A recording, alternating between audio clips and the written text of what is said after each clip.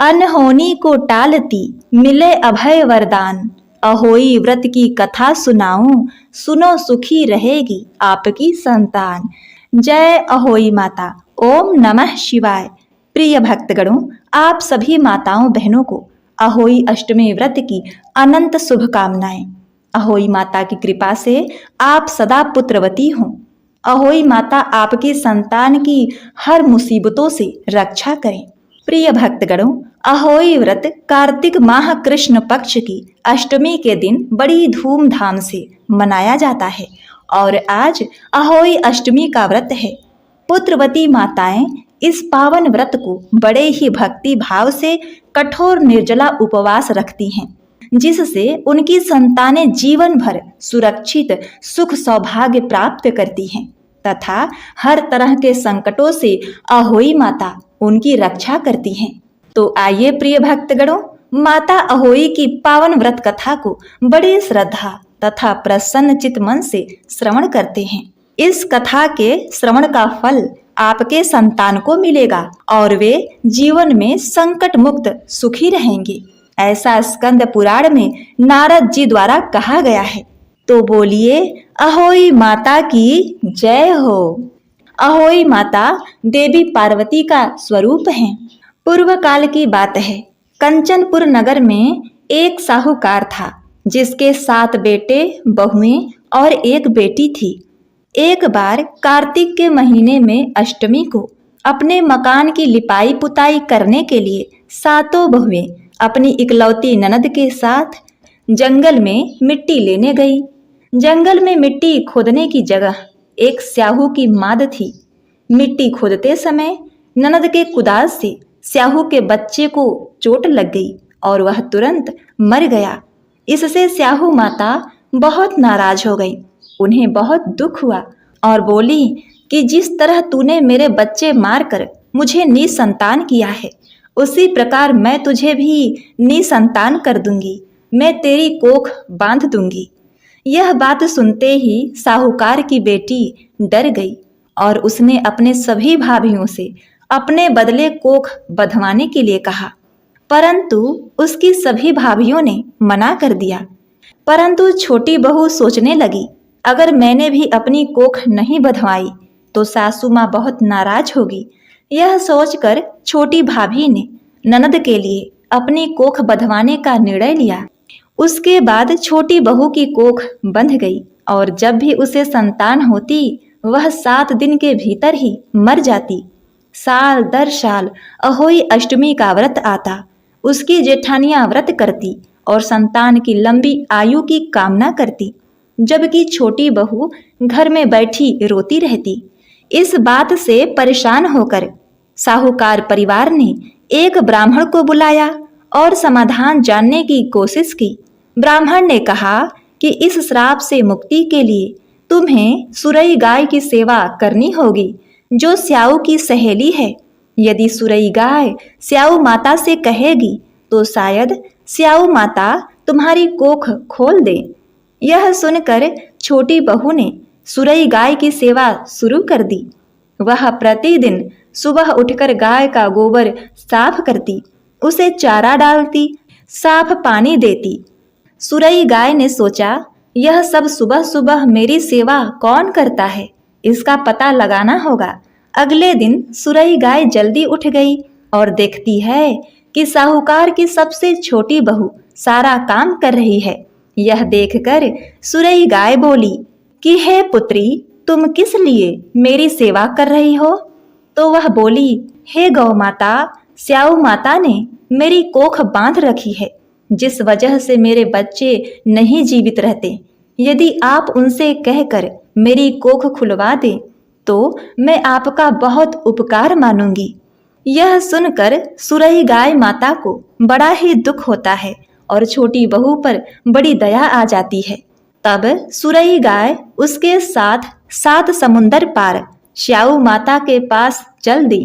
रास्ते में थक हार कर वो दोनों एक पेड़ की छांव में बैठ गईं। जिस पेड़ के नीचे वह दोनों बैठी थीं, उस पेड़ के ऊपर गरुड़ पंखनी का घोंसला था, जिसमें उसके छोटे छोटे बच्चे थे। थोड़ी देर में साहूकार की छोटी बहू ने देखा कि वहां एक विषैला सर्प उन छोटे बच्चों को खाने के लिए आ रहा है।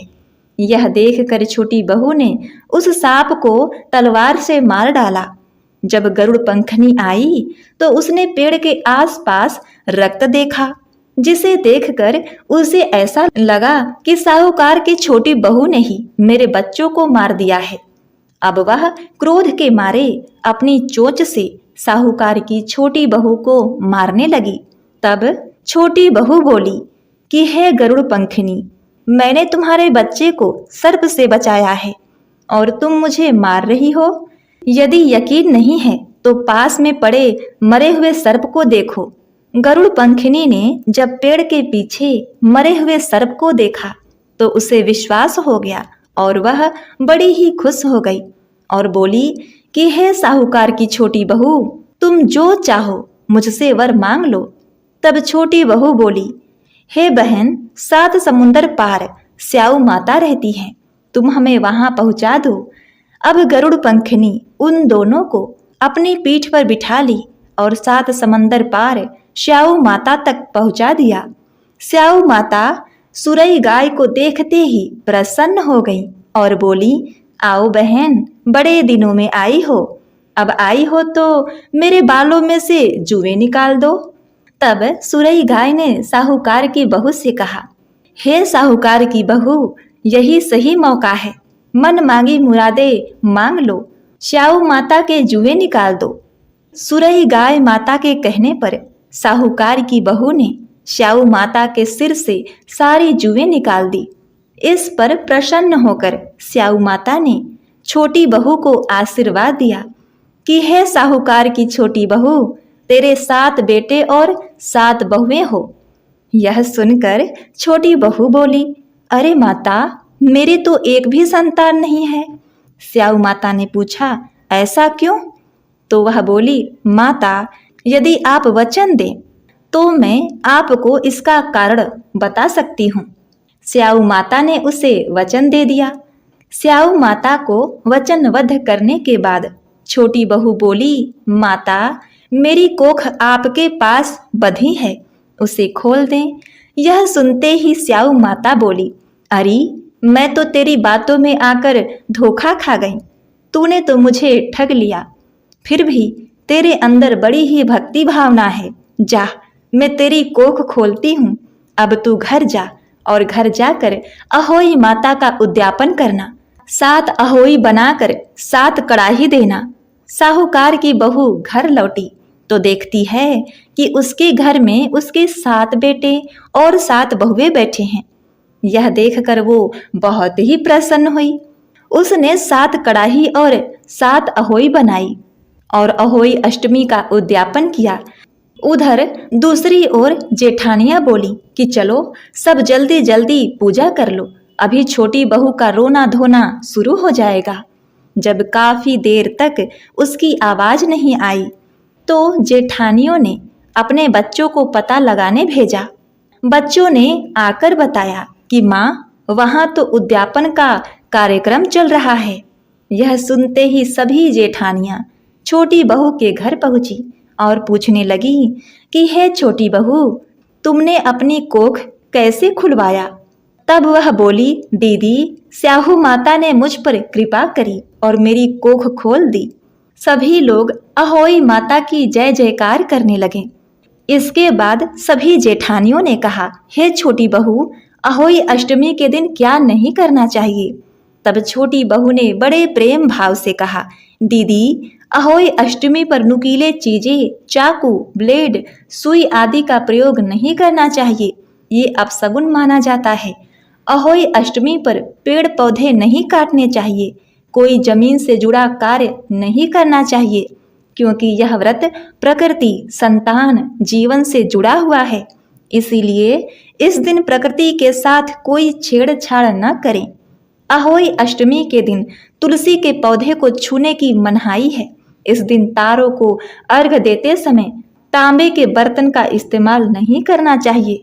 अहोई अष्टमी के दिन भोजन में प्याज लहसुन का प्रयोग नहीं करना चाहिए। इस दिन झूठ न बोलें, झूठ बोलने से व्रत का पुण्य फल प्राप्त नहीं होता। इस दिन तेल साबुन का प्रयोग नहीं करना चाहिए। पार्वती माता ही अहोई माता का स्वरूप हैं। इनकी कृपा से संतान दीर्घजीवी होता है, घर में बरकत होती है, धन्य धान का आगमन होता है, संतान का भविष्य उज्जवल होता है। जो भक्तगण इस कथा के साथ गणेश जी, तुलसी जी, गाय माता की कथा सुनता है तो उसे माता पार्वती अहोई माता की कृपा प्राप्त होती है। उसका यह अहोई व्रत पूर्ण फलदायी होता है। प्रिय भक्तगणों, जैसा कि नियम है, अहोई व्रत कथा में श्री गणेश जी, तुलसी जी, गौ माता की कथा सुनना अनिवार्य है। इससे ही व्रत का पूर्ण फल प्राप्त होता है। तो आइए अब श्रवण करते हैं गौ माता की कथा।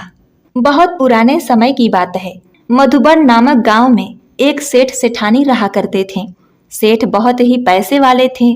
पूरे गांव में उनकी बहुत ही इज्जत थी। लेकिन सिर्फ सेठानी को कोई औलाद का सुख नहीं मिला। विवाह के 30 वर्ष बीत चुके थे। उनके धन का कोई उत्तराधिकारी नहीं था। सेठानी ने एक बार सोचा कि हमारे पास इतना धन दौलत है, किंतु कोई उत्तराधिकारी नहीं है। हमारे मरने के बाद यह सारा धन बेकार हो जाएगा। यह धन हमारे किसी काम का नहीं आएगा।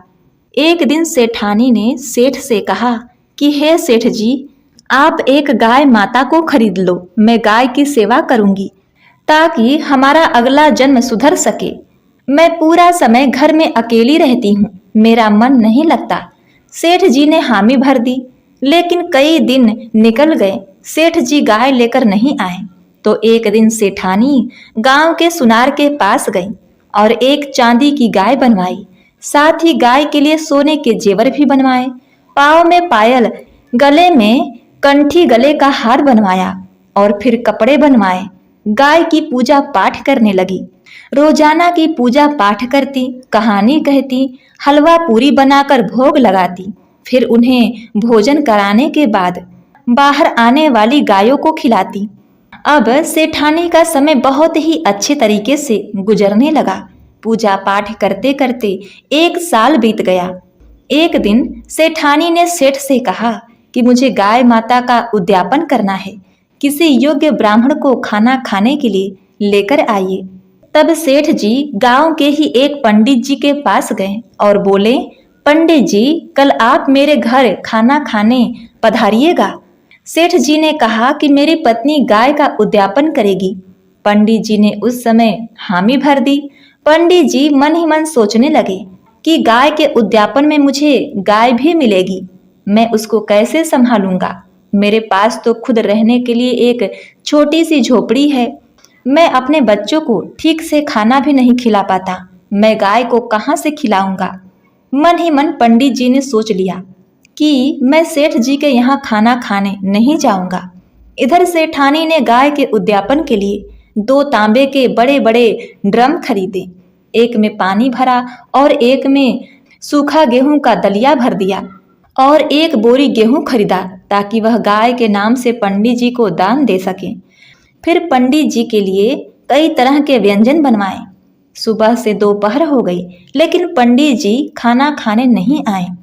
तब सेठानी ने सेठ से पूछा कि हे सेठ जी, आपने पंडित जी को खाने पर कहा भी था या नहीं? सुबह से दोपहर हो गई है, खाना ठंडा हो रहा है, पंडित जी क्यों नहीं आए? सेठ जी ने कहा, बहुत अच्छे से बोलकर आया था। तब सेठ जी ने अपने नौकर को पंडित जी के घर भेजा। नौकर पंडित जी के घर गया और बोला, पंडित जी, आज आप सेठ जी के यहाँ क्यों नहीं आए? आप अपना नुकसान कर रहे हो। हमारी सेठानी बड़ी दयालु है, आपको देने के लिए चांदी की गाय बनवाई है और बहुत सारे धन भी देगी। पंडित जी मन ही मन बहुत ही प्रसन्न हुए और तुरंत तैयार होकर नौकर के साथ सेठ जी के घर चले गए। सेठ जी ने पंडित जी का खूब आदर सत्कार किया। पंडित जी को खूब सारे धन मिले। पंडित जी बहुत खुश हो गए। पंडित जी ने सेठानी को खूब आशीर्वाद दिया। कुछ समय बाद एक दिन सेठ सेठानी की मृत्यु हो गई।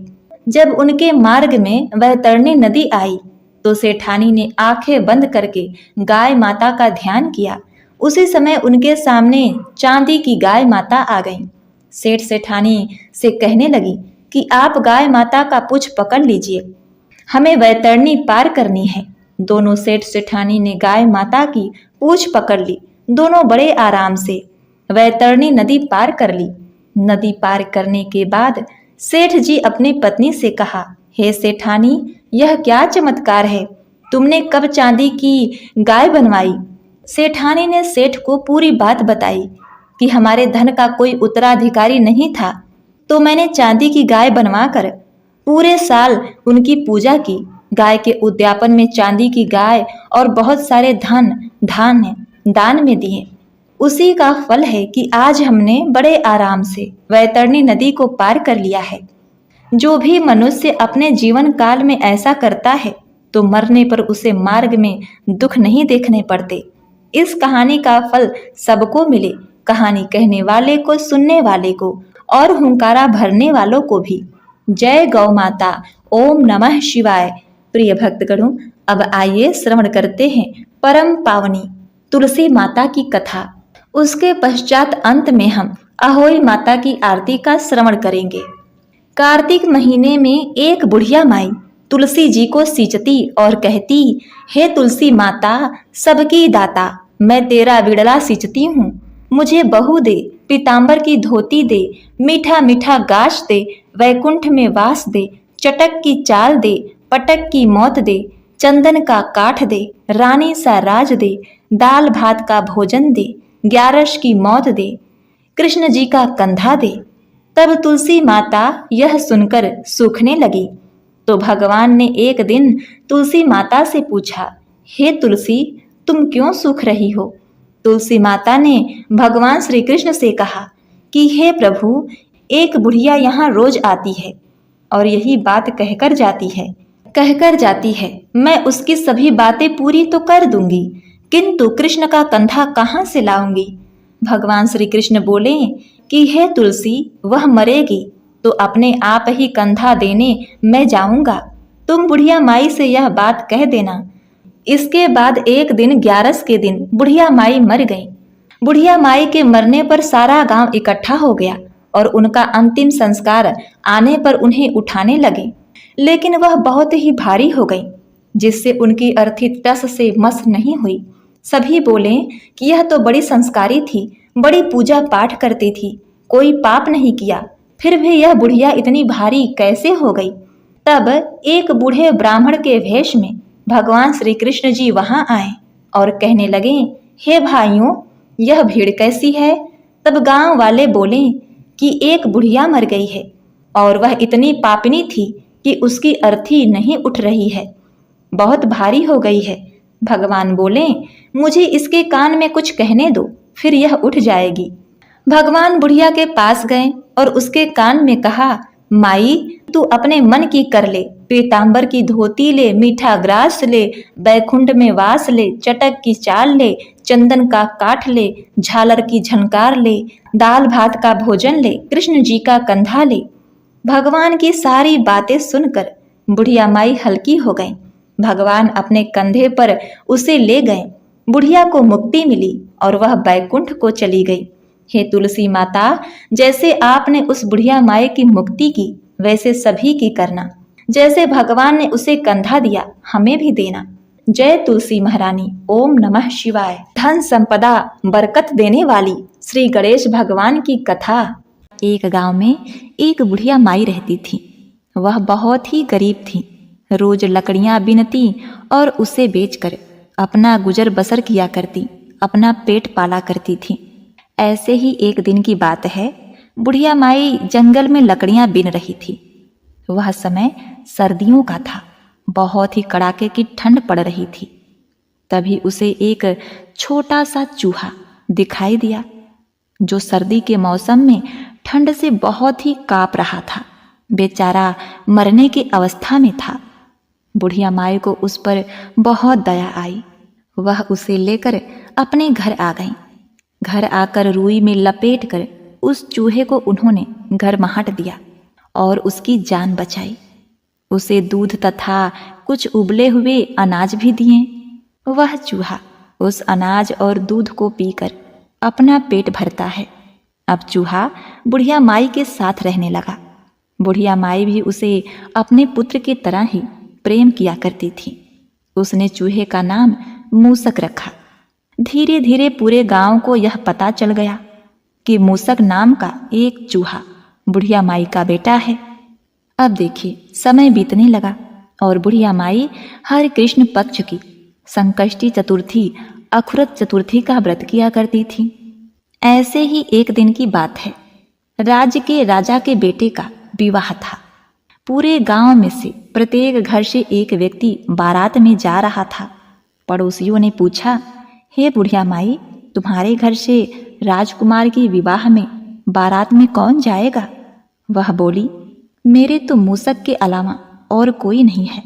मेरे घर से तो मेरा पुत्र मूसक ही बारात में जाएगा। आप सभी मेरे बेटे का ध्यान रखना और उसे अपने साथ ही लेकर आना। वह बहुत ही भोला है। बारात जाने वाले दिन गांव वालों के साथ बुढ़िया माई का बेटा मूसक भी गया। बारात पड़ोसी गांव में पहुंची। वहां सारे बाराती तालाब में स्नान करने लगे। तभी वहीं एक तरफ मूसक भी स्नान करने लगा। तालाब के सामने ही राजा का महल था। महल के झरोखे से राजकुमारी बारातियों को देख रही थी।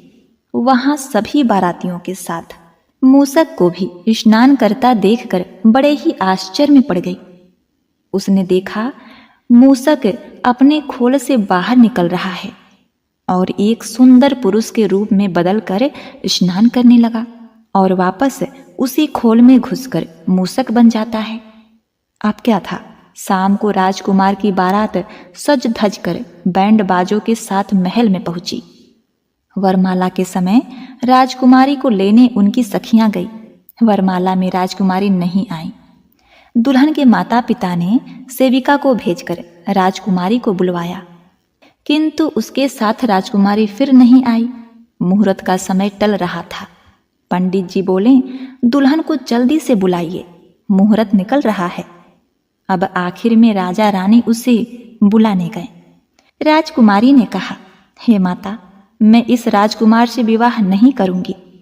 यह बात सुनकर माता पिता ने उसका कारण पूछा तो उसने कहा, उस बारात में एक मूसक आया है, मैं उसी के साथ विवाह करूंगी। राजा रानी ने राजकुमारी को खूब समझाया कि मूसक एक गरीब बुढ़िया का बेटा है, वह तो एक चूहा है। तुम वहां जाकर कष्ट सहोगी, तुम्हें कोई भी सुख नहीं प्राप्त होगा। परंतु राजकुमारी नहीं मानी। राजा रानी अपनी बेटी की जिद के आगे कुछ नहीं कर पाए और राजा सारी बारात को यह बात बताकर क्षमा याचना करने लगे। दूल्हे सहित पूरे बाराती बिना कुछ खाए पिए नाराज होकर वहां से चल दिए। राजा ने राजकुमारी का विवाह उस मूसक के साथ करवा दिया।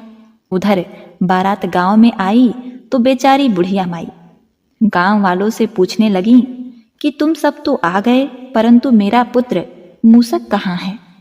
बुढ़िया माई बेचारी अपने पुत्र मूसक को बहुत ही ढूंढने लगी। एक व्यक्ति ने कहा, बुढ़िया माई, तुम्हारे मूसक का तो राजकुमारी से विवाह हो रहा है। वह तुम्हारे लिए बहू के साथ धन दौलत भी ला रहा है। तुम तो बहू के स्वागत की तैयारी करो। अब क्या था, यह सुनकर बुढ़िया माई गणेश भगवान को धन्यवाद देने लगी और जल्दी से अपनी झोपड़ी को लीप पोत कर सुंदर मंडप बनाने लगी। गुड़ की लापसी बनाने लगी, तरह तरह के पकवान बनाई और गांव की औरतों को बुलाया। झोपड़ी में मंगल गीत गवाए। तभी मूसक रथ पर राजकुमारी के साथ बैठकर धन दौलत के साथ आ गया। बुढ़िया माई ने बहू का गृह प्रवेश करवाया, सभी को गुड़ बंटवाया। अब बुढ़िया का जीवन खुशियों से भर गया। बहू के साथ खुशी खुशी रहने लगी। तब एक दिन की बात है, बहू ने सोचा, मुझे अपनी सासू माँ को भगवान गणेश जी के दर्शन करवाने चाहिए। इन बेचारी माता को तो पता भी नहीं कि यह मूसक तो साक्षात गणेश जी हैं। प्रिय भक्तगणों, ऐसे ही एक दिन की बात है। मूसक रोज की तरह अपनी खोल उतार कर नहाने लगा। बहू ने सासू माँ से आकर कहा, माँ जी, आपका बेटा मूसक नहा रहा है, आप इसकी खोल जला दीजिए। तो सास बोली, बहू कैसी बातें करती हो, यह खोल जला दूंगी तो मेरा बेटा मूसक क्या पहनेगा। बहू ने कहा, जैसा कह रही हूँ आप वैसा ही कीजिए। सास ने बहू की बात मानकर मूसक की खोल को जला दिया। नहाने के बाद मूसक ने अपनी खोल मांगी तो बहू ने कहा, आप जैसे भी हैं बाहर आ जाइए। जो दर्शन मैंने आपके शादी वाले दिन किए थे वैसे ही दर्शन आप अपनी माँ को भी करवाइए। मूसक अर्थात गणेश भगवान ने बुढ़िया माई को दर्शन दिए। बुढ़िया माई गणेश जी के दर्शन पाकर धन्य हो गई। यह तो भगवान गणेश की लीला थी। बुढ़िया माई हर पौष माह के अखुरत संकष्टी का व्रत किया करती थी। उन्हें कोई पुत्र नहीं था। इससे प्रसन्न होकर गणेश जी एक पुत्र के रूप में उनके पास आए थे, एक चूहा का रूप धारण करके। जय हो गणेश भगवान, आपकी लीला अपरंपार है देवता। जिस तरह आपने बुढ़िया माई को धन दौलत, राजकुमारी जैसी बहू और अपने जैसा पुत्र दिया, वैसे ही सबको देना। इस कथा कहानी को सुनने वाले, कहने वाले और हुंकारा भरने वाले सभी को देना। हरे कृष्णा। प्रिय भक्तगणों, आइए अब श्रवण करते हैं अहोई माता की आरती। जय अहोई माता मैया, जय हो अहोई माता। जय अहोई माता मैया, जय हो अहोई माता। तुमको निस दिन ध्यावत, तुमको निस दिन ध्यावत, हरि विष्णु विधाता। जय हो अहोई माता, जय अहोई माता, जय हो अहोई माता। ब्रह्माणी रुद्राणी कमला, तू ही है जग माता। मैया तू ही है जग माता। सूर्य चंद्रमा ध्यावत, सूर्य चंद्रमा ध्यावत, नारद ऋषि गाता। मैया जय हो अहोई माता, जय अहोई माता। मैया जय हो अहोई माता। माता रूप निरंजन, सुख संपत्ति दाता। मैया सुख संपत्ति दाता। जो कोई तुमको ध्यावत, जो कोई तुमको ध्यावत, नित मंगल पाता। ओम जय हो अहोई माता, ओम जय अहोई माता। मैया जय हो अहोई माता। तू ही पाताल में बसती, तू ही शुभदाता। मैया तू ही शुभदाता। कर्म प्रभाव प्रकाशक, कर्म प्रभाव प्रकाशक, जगनिधि से त्राता। ओम जय हो अहोई माता, जय अहोई माता। मैया जय हो अहोई माता। जिस घर थारो वासा, वाही में गुड़ आता। मैया वाही में गुड़ आता। कर न सके सोई कर ले, कर न सके सोई कर ले, मन नहीं घबराता। ओम जय हो अहोई माता। मैया जय अहोई माता। मैया जय हो अहोई माता। तुम बिन सुख न होवे, न कोई पुत्र पाता, न कोई पुत्र पाता। खान पान का वैभव, खान पान का वैभव, तुम बिन नहीं आता। जय हो अहोई माता। ओम जय हो अहोई माता। मैया जय हो अहोई माता। शुभ गुण सुंदर युक्ता, क्षीर निधि जाता। मैया क्षीर निधि जाता। रतन चतुर्दश तोकु, रतन चतुर्दश तोकु, कोई नहीं पाता। ओम जय हो अहोई माता, जय अहोई माता, मैया जय हो अहोई माता। श्री अहोई माँ की आरती जो कोई गाता, मैया जो कोई गाता। ऊर उमंग अति उपजे, ऊर उमंग अति उपजे, पाप उतर जाता। ओम जय हो अहोई माता, मैया जय हो अहोई माता, मैया जय हो अहोई माता।